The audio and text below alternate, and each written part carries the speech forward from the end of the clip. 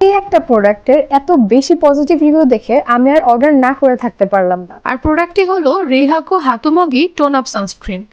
আমি যে ভার্সনটি এখানে পারচেস করেছি সেটি হলো মিন্ট গ্রিন ভার্সন, এবং প্রোডাক্টটি ক্লেম করে যে এটি অল স্কিন টাইপসের জন্য suitable. So let's try this product. Mint green টাইপের একটি কালার রয়েছে, যেহেতু এটি একটি টোন আপ সানস্ক্রিন।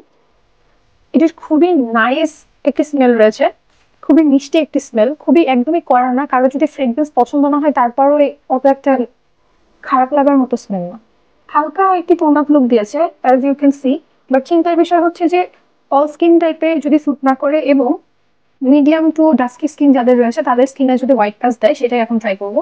তাছাড়া এতে রয়েছে অনেক ময়শ্চারাইজিং ইনগ্রিডিয়েন্টস, যেমন rosemary leaf extract, peach leaf extract, aloe vera leaf extract, pearl barley seed extract, এরকম নানান ধরনের moisturising ingredients. As you can see যে ফিনিশটা খুবই গ্লোই একটা ফিনিশ, বাট সানস্ক্রিনটা অবভিয়াসলি অনেক লাইট ওয়েট, একটু টাইম লাগে অ্যাবজর্ব হইতে, বাট কোনো হোয়াইট কাস্ট দেয় না, একটু হালকা টোন আপ লুক দেয়, একটু ব্রাইট দেখায়। কিন্তু এটি ডেফিনেটলি কোনো ম্যাট ফিনিশ নয়, ডিউই একটা ফিনিশ।